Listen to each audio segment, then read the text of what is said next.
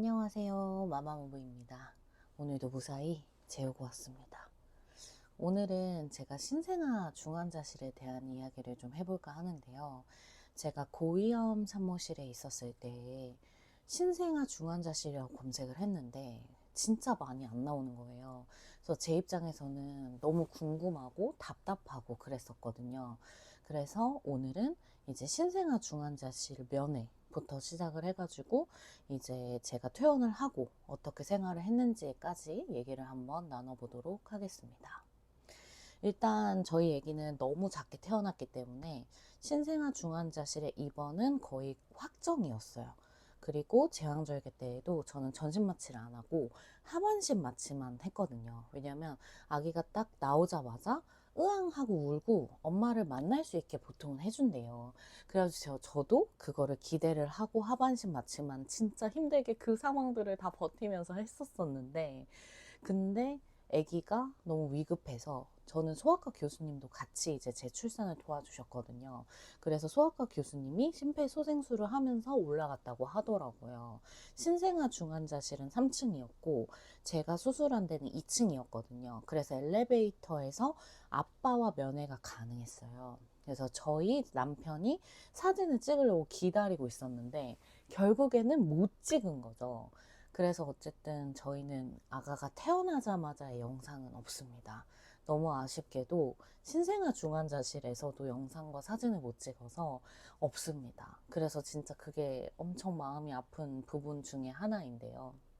어쨌든 저는 제왕절개 수술한 날은 전혀 못 받고 그 다음 날은 이제 면회가 가능했는데 제가 일어났었어야 했어요. 그래서 눈물을 머금고 일어났는데 너무 어지러운 거예요. 그래서 휠체어를 타고 그 같은 층에 몇 걸음만 걸어가면 되는 신생아 중환자실 면회 장소에 가서 겨우 일어나가지고 이제 면회를 했던 기억이 납니다. 신생아 중환자실 안에서도 의자를 주셨어요. 너무 제가 힘들어하니까 30분 동안 서서 봐야 되거든요, 아기를. 그래서 간호사 선생님이 산모님 거기 의자에 앉으시라고 그래가지고 의자에 앉아서 30분 동안 면회를 했던 기억이 납니다. 어쨌든 신생아 중환자실은 약간 처음에는 세상이 무너질 것 같은 느낌이었는데요. 생각보다 아가들을 너무너무 예뻐해 주세요. 나쁜 뉴스들도 되게 많잖아요. 그래서 걱정이 많이 됐었었는데 생각보다 간호사 선생님들이 너무 친절하고 좋았어요. 강북삼성병원 같은 경우에는 정말 간호사 선생님들이 좋았어요. 그리고 이제 딱 출산을 하고 나면 저를 담당했던 산부인과 교수님이 아니라 소아청소년과 교수님이 이제 배정이 되거든요. 근데 그거는 저 같은 경우에는 선택을 할 수는 없었었고, 제가 매일매일 면회를 가면서 교수님과 이제 이야기를 나눌 수 있는 시간이 꽤 있었어요. 그래서 그 부분은 되게 좋았었습니다. 간호사 선생님들은 항시 상주를 하고 계시기 때문에 그때그때 간호사 선생님들도 조금씩 달랐어요. 3교대를 하시기 때문에 그렇겠죠. 어쨌든 강북삼성병원 같은 경우에는 아침 10시 반에서부터 11시까지만 딱 면회를 할 수가 있었어요. 그 신생아 중환자실 앞에 보호자들이 줄을 쫙 서요. 그 입구에서부터 부모의 신분증을 먼저 검사를 합니다. 부모의 신분증을 검사를 하는 이유는 조부모님들이나 친척이나 친구들, 지인들 전혀 안 되고요. 그래서 신분증을 검사를 하고 그 다음에 가운을 입고 손소독을 하고 그 다음에 손장갑을 끼고 목걸이를 하고 그 다음에 입시를 합니다. 매일 10시 반부터 11시까지 면회가 가능했어요. 주말도 가능했어요. 당연히 제가 제왕절개 수술하고 회복하는 동안에도 계속 면회를 갔지만 끝나고 나서도 2주 조금 넘는 시간 동안 매일매일 갔습니다. 매일매일 모유를 이제 유축을 해가지고 갔고, 니큐에 있을 때는 이제 당연히 인큐베이터 안에 있었고, 뭐 산소 측정기도 있었고, 그리고 이제 아가 이제 수행 라인 같은 것도 있었어요. 그래서 초반에는 얼굴을 거의 볼 수가 없었거든요. 막 테이프도 많이 붙여져 있고 그랬었어가지고, 그리고 사진도 못 찍게 하시니까 사실은 남아있는 사진이 없어서 너무너무 아쉬운데, 어쨌든 매일매일 아가를 그렇게 보는 시간이 저한테는 되게 소중했었었고, 아기를 만나고 오면 좀 안심이 됐었던 것 같아요. 그래서 그 힘으로 또 하루를 버티고 모유 수축하고 그리고 다음날 또 이제 면회를 가고 그랬던 시간들이었던 것 같습니다. 니큐 이제 신생아 중환자실 같은 경우에는 되게 다양한 아가들이 많잖아요. 근데 대부분 고위험 산모실에서 만났던 산모들이 이렇게 쭉 이어져서 가는 경우가 많았어요. 그리고 워낙 아이들 상태마다 조금씩 퇴원 시기가 다르기 때문에 뭔가 대화를 해서 친해지거나 하는 산모들도 있었는데 저는 그렇지는 않았었던 것 같고요. 니큐에는 이제 저체중아도 있었고 호흡 문제인 친구들도 있었고 그리고 제일 많은 경우는 이제 쌍둥이 아무래도 난임병원 다니시고 뭔가 시험관 시술하신 분들 같은 경우에 쌍둥이나 새쌍둥이가 많잖아요. 니큐에는 그런 친구들이 진짜 많았었습니다. 그래서 어찌됐든 저희 딸은 니큐 생활을 2주 조금 넘는 시간, 2주 하루 정도 이제 입원을 하게 되었고요. 생각보다 되게 빠르게 체중이 증가를 해서 퇴원을 할 수 있었는데 대부분 2kg 정도면 퇴원을 할 수 있다고 해요. 쌍둥이들도 2kg만 넘으면 보통은 퇴원을 시켜주더라고요. 큰 문제가 없는 이상. 신생아 중환자실에 있으면서 되게 많은 검사들을 매일매일 해주시고 그래서 그때그때 문제를 파악하실 수가 있기 때문에 집에서 케어하거나 조리원에서 케어하는 것보다 훨씬 더 안심이 됐었던 것 같아요. 그래서 오히려 신생아 중환자실에 입원하는 것 자체는 그렇게까지 걱정하지는 않으셔도 될 것 같고, 저 같은 경우에는 항상 준비를 해갔던 게 뭐냐면, 이제 의료진 분들이랑 소통을 할 수 있는 질문 사항들을 좀 많이 적어 갔었던 것 같아요. 아기가 어떤 거에 문제가 있고 어떤 게 아프면 저는 어떻게 대처해야 되고 어떻게 해야 되나요? 이런 것들을 이제 교수님하고는 상세하게 상담하기는 어려웠지만 이제 간호사 선생님한테는 진짜 많이 물어봤거든요. 오늘은 얼마씩 먹었고 뭐 응가는 잘 했는지 그리고 니큐에서도 샤워도 시켜주시고 그렇더라고요. 그래서 이런 것들을 세세하게 막 30분 동안 제가 계속 붙잡고 있을 수는 없었지만 간호사 선생님들이 이렇게 돌아다니시면 오늘은 어땠고 어쨌고 이런 것들을 계속 물어봤었던 것 같아요. 그래서 집에 가자마자 궁금한 것들을 막 적었어요.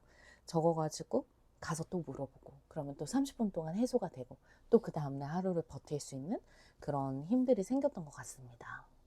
신생아 중환자실은 아기도 엄마도 아빠도 부모님들도 다 견디는 시간인 것 같아요. 그 시간 동안 진짜 많이 불안하고 마음이 안 좋고 그렇거든요. 근데 생각보다 그 안에 있었을 때가 더 단단한 울타리인 것 같아요. 저희 아가 같은 경우에는 이제 거기에서 설수대 짧은 것도 확인을 했었었고요. 그리고 딤플 있었던 것도 확인을 했었고, 그리고 두열종이라고 해서 머리가 이렇게 조금 나오면서 혈관 핏줄이 터져가지고 그거를 체크를 하면서 뇌초음파 봤었었고요.